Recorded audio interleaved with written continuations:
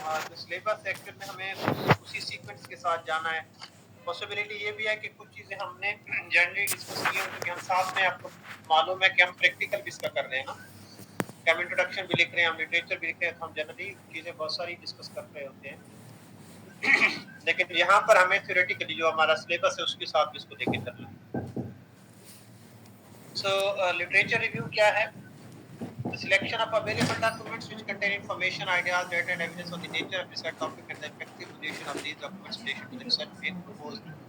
आप जो रिसर्च अभी कर रहे हैं, जो टॉपिक आपने अपने सिलेक्ट किए हुए हैं उससे रिलेटेड आपने लिटरेचर सिलेक्ट करना फर्स्ट थिंग, कि कौन-कौन से ऐसे आर्टिकल, कौन-कौन सी ऐसी बुक्स, कौन-कौन सी proceeding of research, proceeding institutions की रिपोर्ट्स, ठीक है, वो आपने सिलेक्ट करनी है और उन्हीं में से फिर आपने और सिलेक्ट किस बेसिस के ऊपर करनी है कि तमाम वो रिपोर्ट्स, तमाम वो आर्टिकल, तमाम वो बुक्स, तमाम वो मटेरियल या लिटरेचर जो एक्चुअल में आपके उस प्रपोज्ड आइडिया या उस प्रपोज्ड रिसर्च फिनोमिना या सब्जेक्ट मैटर से रिलेट कर रहे हो, और फिर आपने उसको एवेल्युएट करना है, रिव्यू करना है, असेस करना है, पढ़ना है कि ये क्या कह रहे हैं। The use and length of the literature review vary based on the forum, research proposal, dissertation और journal article. अब बात आती है कि लिटरेचर रिव्यू कितना होना चाहिए। ये स्टूडेंट्स आमतौर पर अंडर ग्रेड्स के या जो मास्टर के स्टूडेंट्स हैं वो अपने थीसिस में पूछते हैं। तो जो थीसिस की लिमिट होती है, वर्ड काउंट होता है, एक्चुअल में वो यूनिवर्सिटी टू यूनिवर्सिटी वेरी करता है, और वो जो यूनिवर्सिटी वेरी करता है तो यूनिवर्सिटी उसमें बताती है कि इसमें टोटल थीसिस कितना का होना चाहिए। इवन उसके अंदर introduction, literature, methodology, findings, discussion और कंक्लूजन के लिए स्पेसिफिक वर्ड काउंट नहीं होता। लेकिन ये बताया होता है कि लेट से ये 60,000 का थीसिस होने चाहिए, ये 1 लाख वर्ड्स के ऊपर थीसिस होना चाहिए, ठीक है। और सॉरी, और जर्नल आर्टिकल के लिए जैसे मैंने आपको बताया है कि जर्नल आर्टिकल के लिए जो इंजीनियरिंग के होते हैं, जो कंप्यूटर साइंस के हैं, आईटी के हैं, इनके जो आर्टिकल्स होते हैं वो तो 2-2, 3-3 पेजेस के भी होते हैं ओनली, ठीक है। तो इसीलिए जर्नल टू जर्नल वेरी करता है कि हर एक जर्नल की जो रिक्वायरमेंट है एक आर्टिकल की वो क्या है। आमतौर पर ये लिखी होती है कि आपका जो आर्टिकल है वो इतने पेज का होना चाहिए, इतने वर्ड्स का होना चाहिए, 6,000 का, 7,000 का, less than 6,000 word, less than 8,000 word. ये भी वेरी करता है वन थिंग, और इसमें थोड़ी बहुत जो है वो गुंजाइश इस बात की हो सकती है कि थोड़ा कम हो जाए, 10% या 10% ज्यादा हो जाए, ठीक है। तो इसलिए इसकी कोई स्पेसिफिक जो है वो लेंथ ऑफ लिटरेचर जो है वो जरूरी नहीं है। तो फिर हम उसी आर्टिकल के अंदर देखते हैं कि हमारा इंट्रोडक्शन कितना होना चाहिए, हमारा लिटरेचर कितना होना चाहिए, तो हम खुद ही डिसाइड करते हैं कि लिटरेचर का कंपोनेंट जो है वो कितने वर्ड्स का होना चाहिए।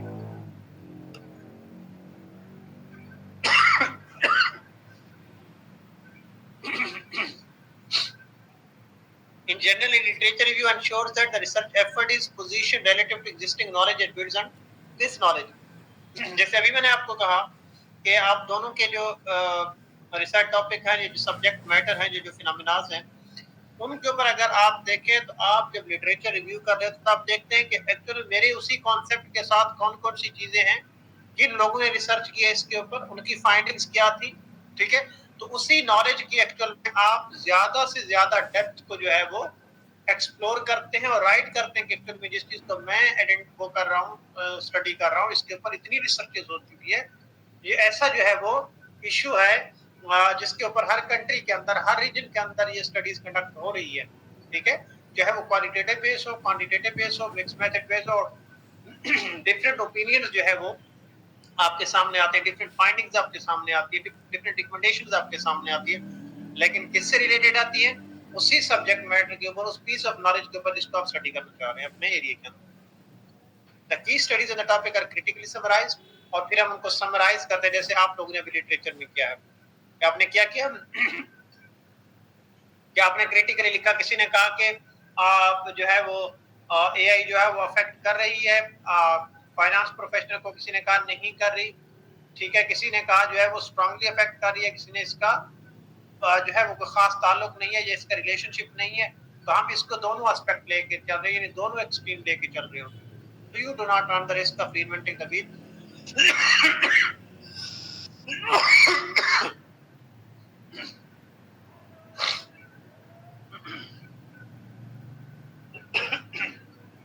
सॉरी। तो इसका मतलब ये होता है लिटरेचर रिव्यू पढ़ने का, ये पहले भी डिस्कस एक दफा किया था कहीं, कि हम दोबारा ये ना हो कि हम लिटरेचर ना पढ़ें और चीजें इग्नोर कर दें। जैसे अभी मिस सादिया आपको मैं बता रहा था कि आपने कोई वाकया की रिपोर्ट पकड़ी है और उसी के ऊपर वो, लेकिन आपने अगर सिर्फ एक रिपोर्ट या 2 रिपोर्ट आपके पास आई हैं, या कोई रिसर्च की जो है वो किसी कॉन्फ्रेंस प्रोसीडिंग आपके पास आ गई, आप उन्हीं 2 रिपोर्ट्स को आपने पढ़ा और उसके बाद आप उन्हीं के ऊपर रिलाय कर रही हैं, बाकी लिटरेचर आप इग्नोर करेंगी, तो यकीनन आपको जब बाद में मेथोडोलॉजी आपने डिफाइन करनी है, जब आपने सैंपल डिजाइन करना है, यानी मेथोडोलॉजी के जितने भी कंपोनेंट्स हैं, जी सर, डेटा कलेक्शन है, डेटा की अवेलेबिलिटी है, जब वो आपको पता नहीं चलेगी तो इसका मतलब है कि आपको दोबारा अपने टॉपिक को जो है वो डिफाइन करना होगा या रिवैम्प करना होगा। जी सर, तो उससे बचने के लिए बेहतर ये है कि आप अपने मैक्सिमम लिटरेचर को रिव्यू करें। जी sir, So you are able to introduce relevant terminology to define key terms used in your writing. ये जरूर है कि जैसे बात हो रही है, लेट्स से आप मिसाल आपके यहाँ जो है वो सस्टेनेबिलिटी की बात हो रही है और एचआर प्रैक्टिसेस की बात हो रही है, लेकिन अगर सस्टेनेबिलिटी से बियॉन्ड अगर आप कहीं जाएंगी तो इसका मतलब है आप रेलिवेंट टर्म यूज नहीं करेंगे सस्टेनेबिलिटी की और बिल्कुल सही सर।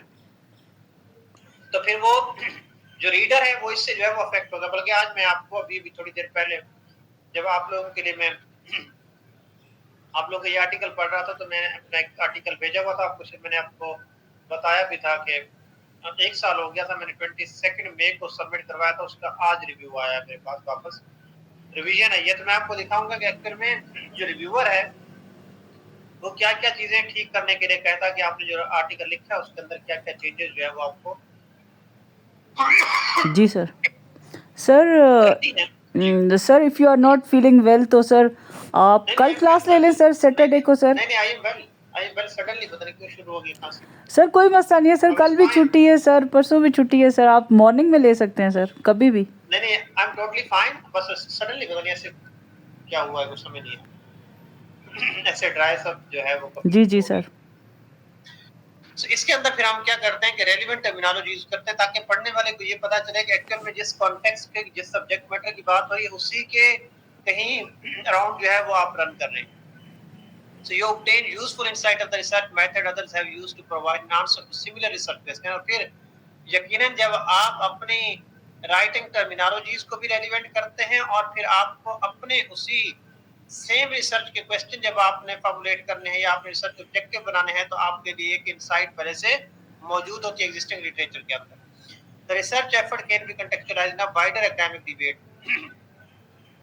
और फिर जैसे अभी मैं आपको कह रहा था कि जो लिटरेचर रिव्यू है आर्टिकल के अंदर या थीसिस के अंदर, तो इसका पर्पस ही यही है कि डिबेट चल रही होती है और उसी कॉन्टेक्स्ट के हवाले से जिस सब्जेक्ट मैटर के ऊपर कि फलां ने ये कहा, फलां की ये फाइंडिंग है, फलां की ये ओपिनियन है, फलां ने ये रिकमेंड किया, फलां कंट्री के अंदर हुआ, फलां के अंदर हुआ, तो ये सारी की सारी क्या है एकेडमिक डिबेट होती है जो कि वाइडर लेवल के फ्रॉम लेके चल रहे होते हैं। और हत्ता के बाद में जब हमारी फाइंडिंग्स आ जाएंगी तो फिर हमें पता चलेगा कि एक्चुअल में हमें ये कौन सा सपोर्ट कर किसने हमारी फाइंडिंग को कौन सी एग्जिस्टिंग स्टडीज जो है वो सपोर्ट कर रही है।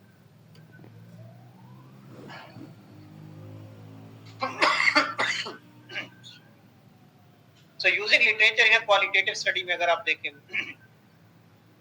so use of literature criteria और example of suitable strategy कौन सी यूज आप करते हैं क्वालिटेटिव स्टडी के अंदर। The literature is used to frame the problem in the introduction to the study। अभी मैंने मिस सोबी आपको बताया था कि आपने जो आखिरी 2 पैराग्राफ्स लिखे हैं आपने इंट्रोडक्शन के एंड के ऊपर उनको लेके आना। जी बिल्कुल सर। हालांकि वो जो आपने चीजें लिखी हैं जो गैप्स के हवाले से लिखा है जो आपने कंक्लूड किया उसके अंदर आपने साइटेशन भी डाली हुई है, ठीक है। और एक्चुअल में वो कहाँ से आई है, साइटेशन का मतलब है वो लिटरेचर का पार्ट था ना, किसी एग्जिस्टिंग रिसर्चर ने कुछ बताया था उस पर्टिकुलर प्रॉब्लम के रिलेटेड। हाँ जी बिल्कुल। तो उसी को आपने यूज किया अपने इंट्रोडक्शन के अंदर अपने प्रॉब्लम को जो है वो एक्सप्लिसिटली एक्सप्रेस करने के लिए ताकि रीडर को पता चले कि आप ये रिसर्च क्यों करना चाह रहे हैं। So there must be some literature available. Typically, literature is used in all qualitative studies regardless of type. चाहे आप केस स्टडी लिख रहे हैं, चाहे आप एथनोग्राफी कर रहे हैं, चाहे आप ग्राउंडेड थ्योरी कर रहे हैं, जो भी क्वालिटेटिव स्टडी कर रहे हैं, तो उसके लिए आपको लिटरेचर को यूज करना है और वाइडली यूज करना है. The literature is presented in a separate section as a review of the literature, जैसा भी हम कर रहे हैं. This approach is often acceptable to an audience most familiar with the traditional post-positivist approach to literature review. के ये आमतौर पर अब हमारे पास कंटिन्यूटी है कि हम इसी अप्रोच के साथ आप किसी भी इवन किसी भी फील्ड की बात अगर मैं करूं other than the business discipline तो या सोशल साइंसेस से बियॉन्ड की अगर आप बात करें तो हर जगह के ऊपर यही तरीकाकार है कि आप जो है वो अपना introduction of the subject matter देते हैं और उसके बाद जो है वो आप डिस्कस करते हैं कि एग्जिस्टिंग स्टडीज एग्जिस्टिंग लिटरेचर क्या कहता है उस पर्टिकुलर फिनोमेना के हवाले से. So this approach is used with those studies implying a strong theory and literature background at the beginning of a study, such as ethnography and critical theory study.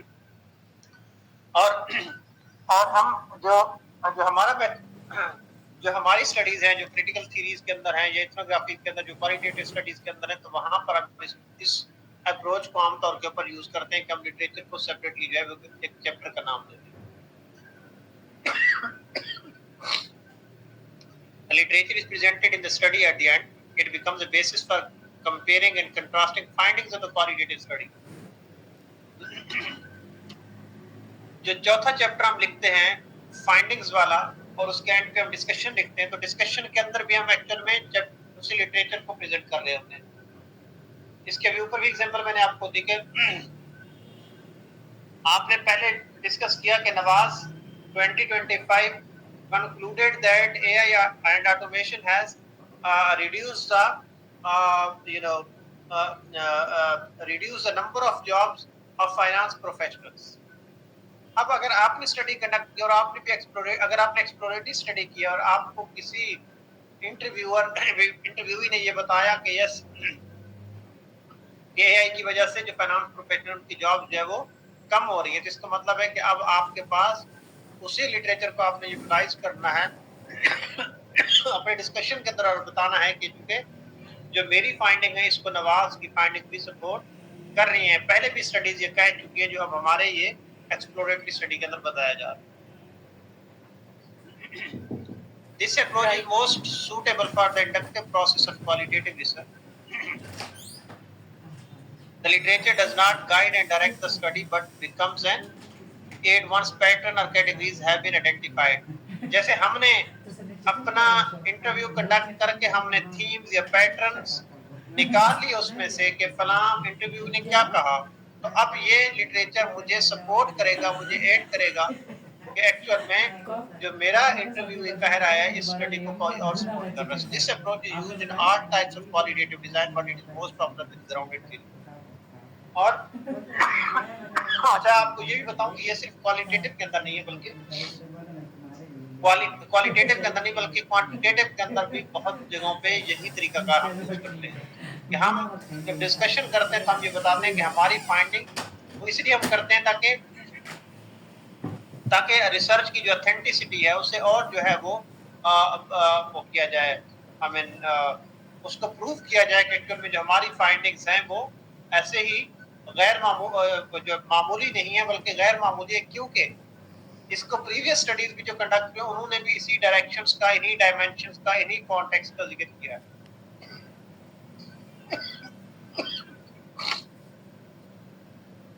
Okay, सो ये sources हैं literature के, आपको मालूम है text book हैं, academic professor journal thesis.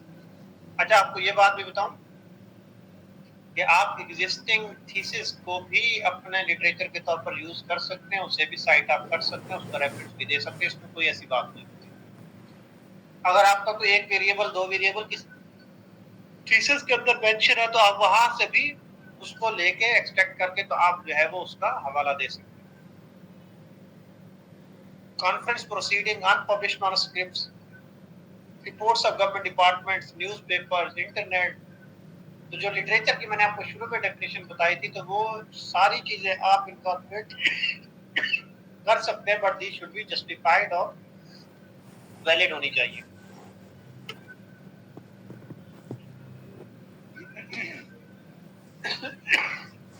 Sir we can have a break for ऐसा 15 करते हैं कि मिनट्स हम सर. जी मैं एग्जैक्टली मैं यही सर आप कहने चाय पी लें सर, रेस्ट लगा। कर हम लें आधा सर. घंटा जी नहीं मैं आधा घंटा नमाज भी अभी पढ़ लेता हूँ क्योंकि टाइम हो गया।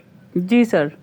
तो हम जी 7:30 सर, पे दोबारा नमाज मिलते ब्रेक हैं। भी हो जाए और आप चाय या कहवा पी लें। जी जी जी जी 25 मिनट्स पे 7:25 पे जो है हम दोबारा ओके सर दोबारा ज्वाइन कर लेंगे. Thank you sir. Okay okay sir. अल्लाह हाफिज़. अल्लाह हाफिज़.